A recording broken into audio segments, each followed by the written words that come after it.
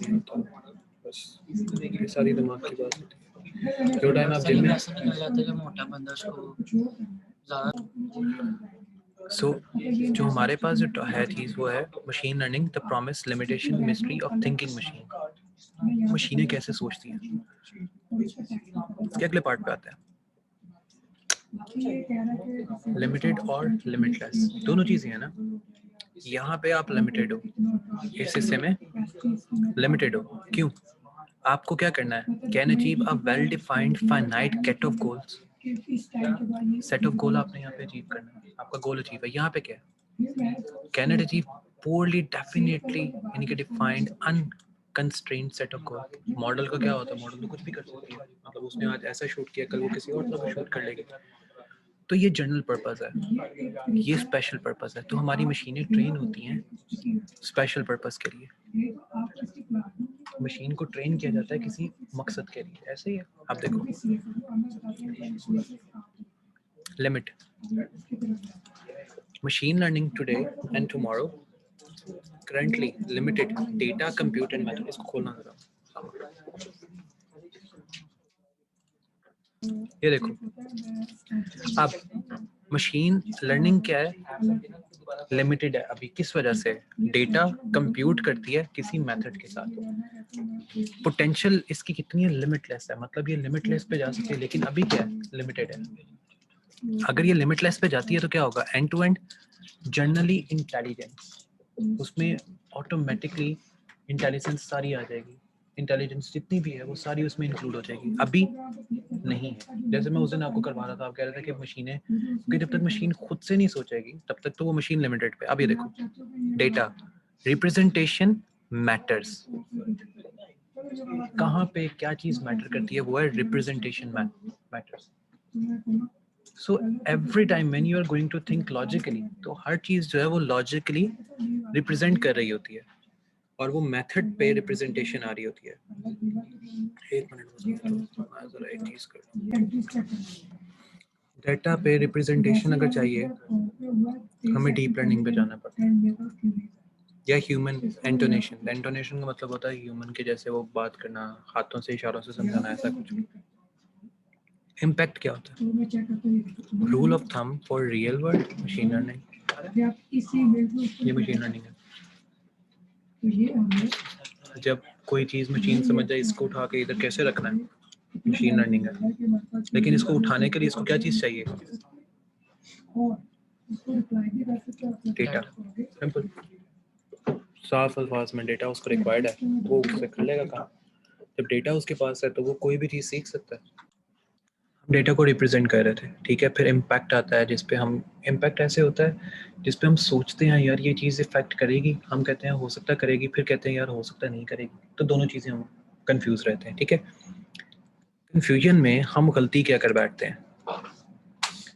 Human, देखो अब उसे मेरे से पूछ रहे थे ना कि मशीन को सिखाया जाता है, क्या किया जाता है। ये देखो, टीचर्स और स्टूडेंट, सिंपल एग्जांपल लेते हैं। Machine learning from human and machine, ठीक हो गया।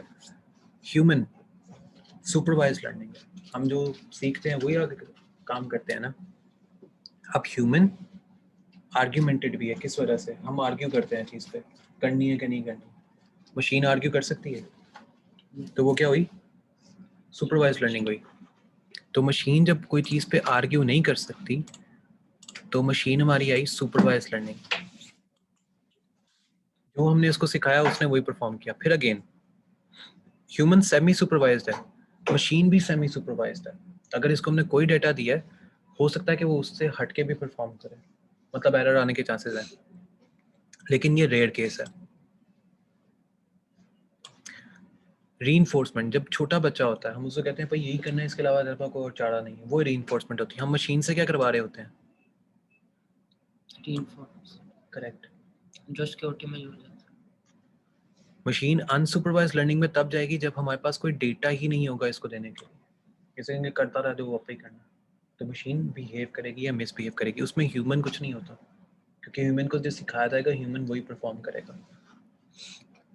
ये बिल्कुल बेसिक सा डिफरेंस है। अब ये देखो, हम इसको आगे लेके आते हैं बेसिक डिफरेंस से। करंट सक्सेस किस में हुई है? सुपरवाइज लर्निंग में, ठीक है।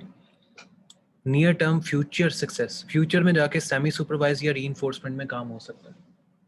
लॉन्ग टर्म फ्यूचर सक्सेस मतलब अभी तक इसमें कुछ भी नहीं हुआ, तो अनसुपरवाइज लर्निंग में अभी तक कुछ भी नहीं हुआ। सिंपल अल्फाज में ये देखो, ट्रेनिंग स्टेज कौन सी होगी? इनपुट डेटा, लर्निंग सिस्टम और correct output. Training stage, new input data, learning system और बेस्ट गेस, ये फ्यूचर प्रेडिक्शन है। Best guess future prediction, guess है, आंसर नहीं है। Then what we can do with machine learning, हम machine learning से क्या क्या कर सकते हैं? इनपुट डेटा, लर्निंग सिस्टम और करेक्ट नंबर ऑफ, यानी कि वेक्टर ऑफ नंबर्स, कि इसमें कौन कौन सा डेटा आ सकता है या कौन कौन सा डेटा नहीं आ सकता।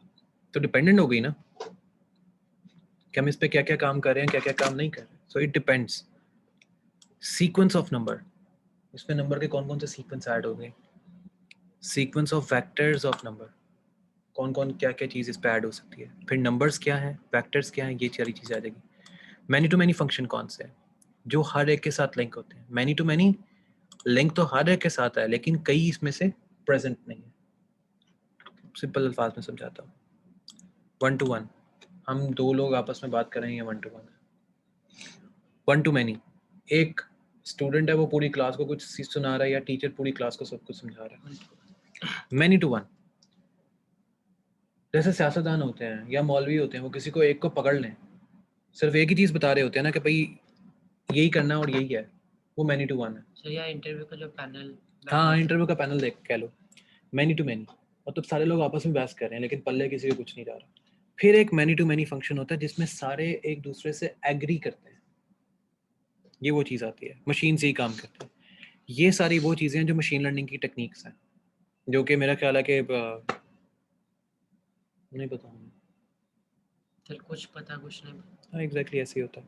हमने ये सारी करनी है, हमारा मकसद ये सबको करने का है, ठीक है। सर ये लर्निंग सिस्टम में जो सारे एल्गोरिथम्स हैं, नहीं ये अलग अलग ही हैं, ये सारी इकट्ठी आपस में इस तरह करके जा रही हैं, इन दोनों का इन दोनों से कोई पार्ट नहीं है। नहीं ये सर ये वाली, ये हाँ एल्गोरिथम हमने सारे पढ़ने हैं। हाँ, ये सारे पढ़ने हैं। इसका लर्निंग सिस्टम से क्या लिंक है? नहीं लर्निंग सिस्टम के नीचे नहीं आ नहीं, रही है, ठीक है सर। ठीक है। और सर ये एल्गोरिथम तो हमने अपना डिज़ाइन करना होता है, फिर हम इनको क्यों पढ़ते हैं? इनको पढ़ने का सिर्फ ये मकसद होता है कि पुराना अगर कुछ चीज़ बनी हुई है उसमें हम अपना नया क्या निकाल सकते हैं, ठीक है सर। ठीक है। न्यूरॉन, जो न्यूरॉन्स होते हैं जिसको बायोलॉजिकल इंस्पिरेशन फॉर कंप्यूटेशन कहते हैं, वो क्या होता है? न्यूरॉन्स कैसे काम करते हैं? न्यूरॉन का काम होता है दिमाग की तरह सोचना। कंप्यूटेशनल थ्योरी का काम होता है जो हम उस दिन फार्मूला बना रहे थे, ये कंप्यूटर का काम है, ये कंप्यूटर करेगा, जी ये इंसानी दिमाग ने किया, लेकिन दोनों काम सेम तरीके से कर रहे हैं। सिंपल। अब मसला कब कहाँ पे आएगा? जब कंप्यूटर को ये कहा जाएगा कि फॉरवर्ड पास करना है। फॉरवर्ड पास का मतलब है कि एक ये डेटा है हमारे पास, एक ये डेटा हमारे पास और एक ये डेटा हमारे पास, तीनों को कंबाइन करके यहाँ पे लेके आना है, फिर यहाँ पे जाएगा। अब जैसे ये आगे डेटा जाता है,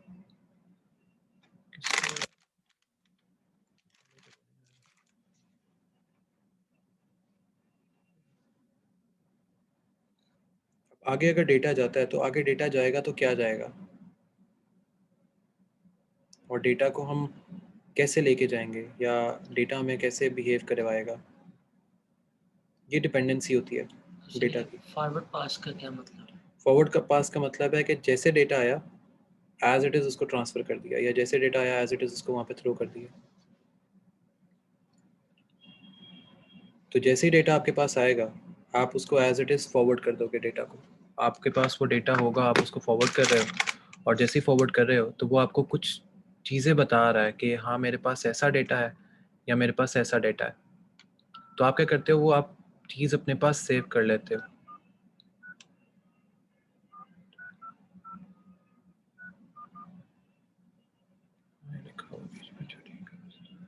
तो आपके पास जब डेटा सेव हो रहा होता है तो आप वो जब डेटा आगे लेके जाते हो तो आपको ये समझ नहीं आती कि डेटा के अंदर मैंने क्या काम करना है या डेटा को मैंने किस तरह उसमें चीज़ें ऐड करनी है। तो जब आपको चीज़ों की ऐड करने का नहीं पता लग रहा होता तब जाके हम कंफ्यूज होते हैं कि हमारे पास डेटा कहाँ से आएगा, या हमारा जो डेटा है वो हमारे साथ कैसे काम करेगा, या हमारा डेटा अगर हमारे साथ काम नहीं भी करता तो उसने फिर हमारे साथ वर्किंग कैसे करनी है।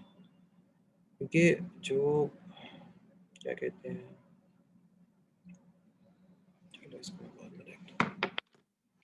जो हमारे पास उसामा काम होता है ना, वो इस पे डिपेंड कर रहा होता है। ये फीड फॉरवर्ड है ना, मतलब आपने मेरे से जो चीज़ सुनी आपने आगे पहुंचा दी, इसको कहते हैं फीड फॉरवर्ड।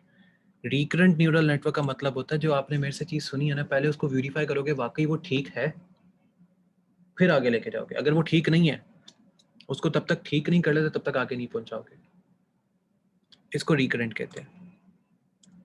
अब यूनिवर्सलिटी जो ट्रुथ होता है वो ये होता है कि जब हम कोई चीज़ सोचते हैं, हम डिसाइड करते हैं अच्छा यार इसकी आउटपुट ये भी हो सकती है, अच्छा हम अगर ये करेंगे तो इसकी आउटपुट ये भी आ सकती है, ऐसे करेंगे बिहेव करेंगे तो इसकी आउटपुट ये भी आ सकती है।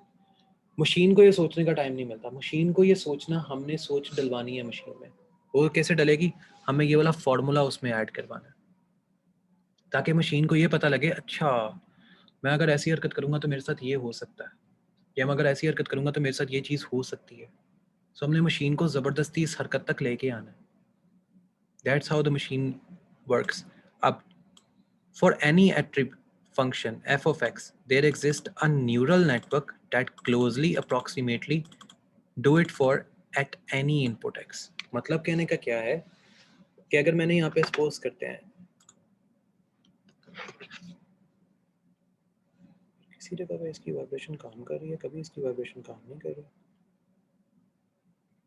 मतलब हाथ में पकड़ता हूँ वाइब्रेशन नहीं चल रही।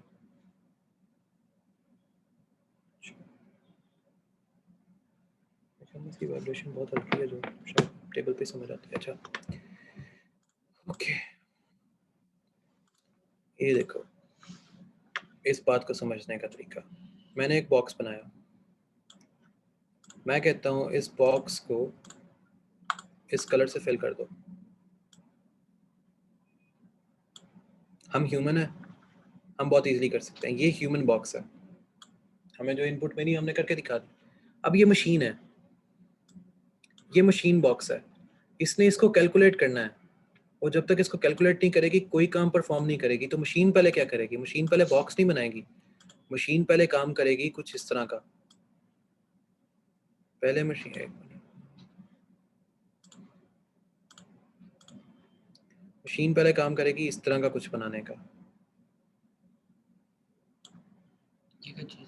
बॉक्स नहीं है बट कोई डेटा है, ये डेटा है ना कुछ जो मशीन ने बनाया है। मशीन एक और फिर इस तरह का डेटा बनाएगी और उसको फिल कर देगी।